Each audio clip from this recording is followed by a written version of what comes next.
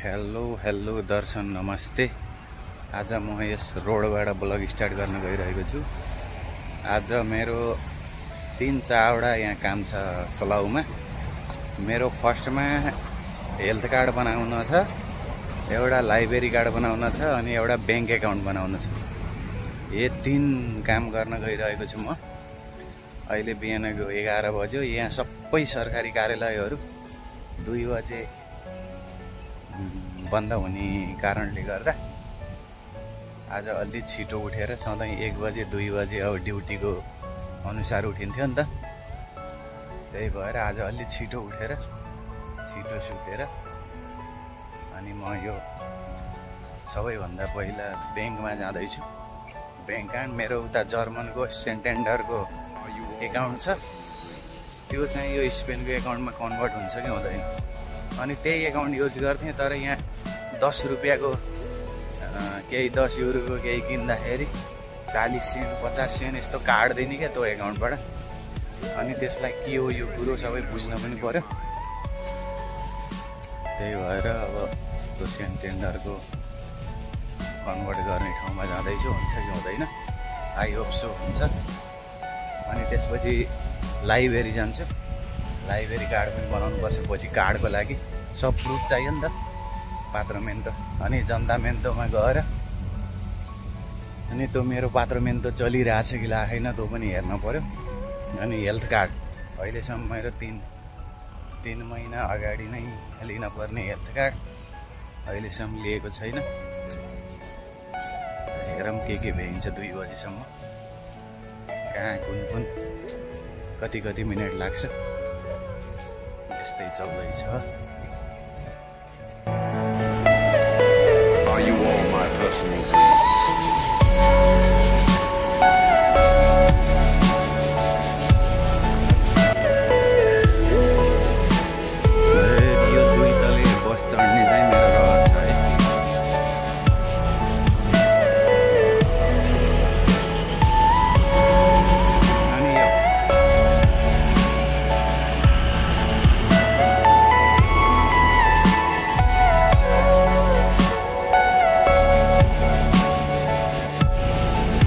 अहिले म यो मार्केट हुँदै गइरहेको छु। म पहिला फर्स्टमा ब्याङ्कमा जान्छु, अनि लाइब्रेरी अनि मेडिकल, किनकि यिनीहरू 2 बजे नै सबै बन्द हुन्छ यहाँको सरकारी कार्यालयहरू।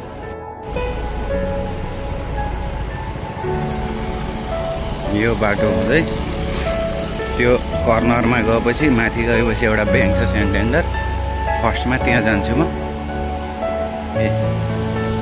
टक्क अब यो सबै छोडाहरू फलेको थियो अनि यहाँको सरकारी मान्छेहरू आएर, अनि यो त अहिले पाक्नै छ। यो खास दुबई कतारतिर पाइने होला हो। अनि यिनीहरू अर्को यहाँ युरोपमा पाइने चाहिँ सबै झारेर पो लिएर गयो तिनीहरूले। यो बस स्टेसन, मान्छेहरू यहाँ बस कुर्दैछ।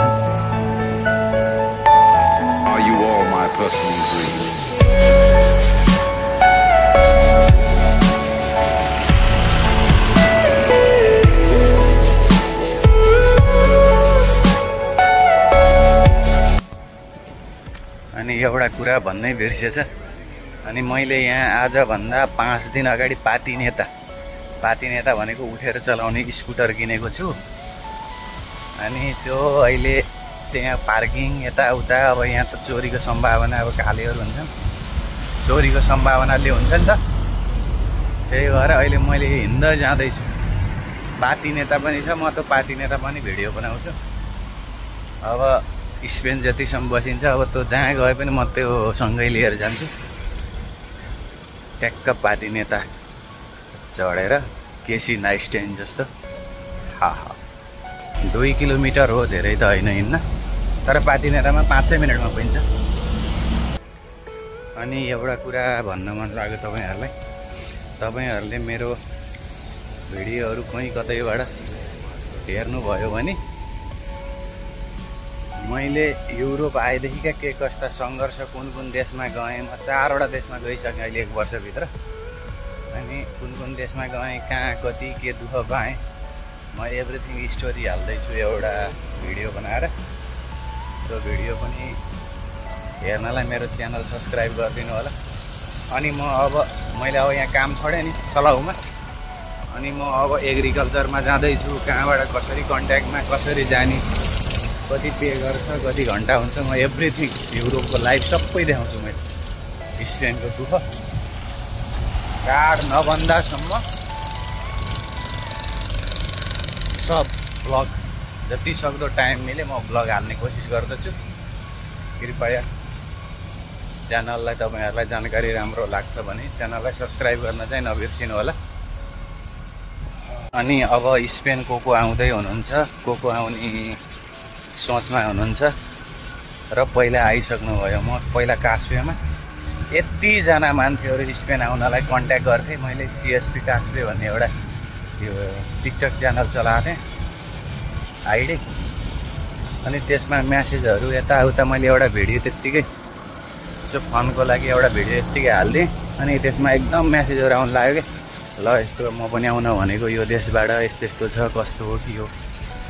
अनि त्यो थ्रुबाट मैले कतिजनालाई फ्रीमा मान्छेहरू मसँग जुन रिलेटिभ मसँग जो मान्छेहरू थिए तिनीहरूले ल खान पर्छ पैसा, एकजनाको 20 रुपियाँ 30 रुपियाँ 50 रुपियाँ कसरी हुन्छ। म जुन दिन आएँ एयरपोर्टदेखि म ठगिएँ। म त्यही भएर 1 रुपियाँ पनि कसैलाई नखाइकन रुम 100-100मा रुमहरू। अनि अब उसलाई चाहिँ अब सुपर मार्केटहरू फर्स्टमा आउँदाखेरि थाहा हुन्न। अनि फर्स्टमा सुपर मार्केट कहाँ छ, किचनका सामानहरू यहाँ त कोही हुँदैन, आफ्नो सबैलाई लिएर जाने, सपिङहरू बनाउने। पैसा छ भने ठिक छ, पैसा दिएर पनि मैले त्यस्तो हेल्प गरेँ। अहिले ती भाइहरू टक्क अब म यहाँ चलाउँछु। अब कास्पे जानु पऱ्यो एग्रिकल्चरलाई। ल भाइ त्यहाँ रुमहरू के छ गर्वका साथ ल खोजै एउटा रुम खोज यतिजनालाई, हामी आउँदैछ भनेपछि हुन्छ दाइ हुन्छ यति खुसी भएर। किनकि उसलाई थाहा छ यसले मलाई यसरी हेल्प गरेको। त्यो राख्ने कहिल्यै पनि 10 वर्ष पछाडिसम्म बिर्सिन्न। 20 रुपियाँ खायो भने त 20 रुपियाँ कहाँ गइहाल्छ। अनि यसले खायो त चोरो भनेर जिन्दगीभरि त 20 रुपियाँ नाम खराब गर्न 20, 30, 50मा कहिल्यै पनि आफ्नो इज्जत नपाल्नु होला।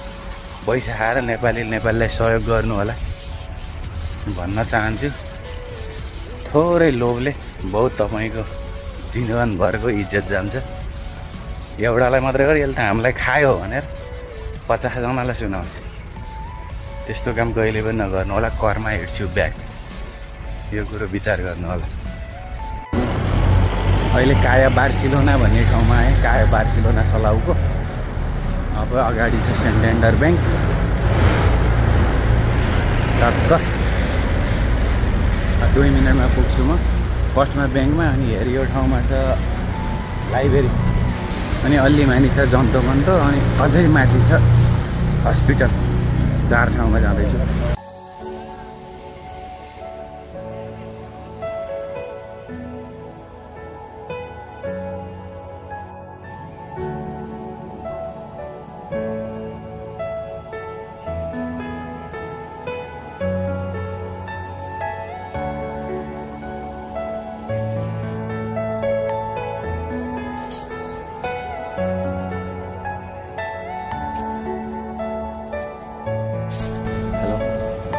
ब्याङ्कबाट चाहिँ निस्केँ म। ब्याङ्कमा मेरो कार्ड कन्भर्ट भएन, नयाँ खोल्नु पर्छ अरे, त्यसको लागि पछि आउँछु। अहिले चाहिँ म यहाँ हस्पिटल आइसकेको छु।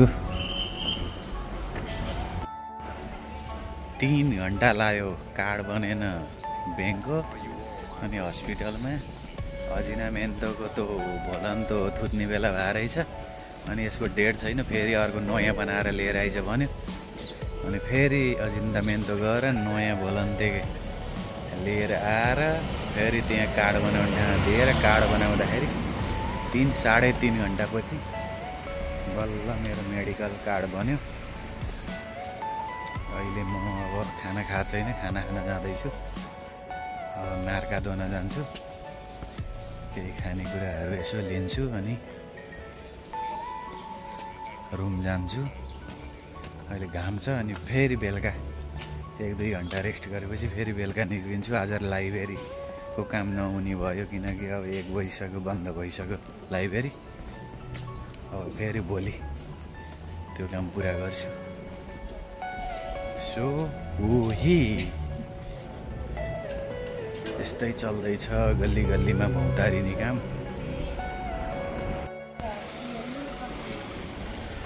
यो मार्कादनाको गल्ली अनि यसको यो साइडबाट यता लासे मार्कादना चाहिँ यही हो मार्कादना।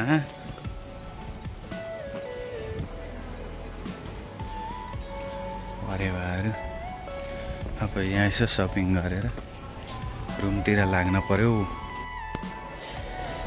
हो दिनभरिको थकाइपछि घर आएर भर्खर खाना पकाएर खाइयो। ए जिन्दगी अब सिरक घोडेर मस्त सुत्नुपर्छ। 3 बज्यो 4, 5, 6, 7 बजेसम्म सुत्छु अनि 8, 9, 10 बजेसम्म फेरि बाहिर अनि आएर फेरि सुत्नु पर्ला। यही थियो आजको ब्लग। आज धेरै सानो ब्लग भयो भने तपाईहरुलाई म पछि राम्रो कन्टेन्टहरु दिने अथवा इन्फर्मेसनहरु दिने प्रयास गर्दैछु। यदि तपाईले यहाँसम्म हेर्नु भएको छ भने मेरो च्यानललाई सब्स्क्राइब गरेर मेरो काम गर्नेको हौसला अझै बढाइदिनुहुन्छ भन्ने आशा गर्दछु। सो यही थियो आजको ब्लग।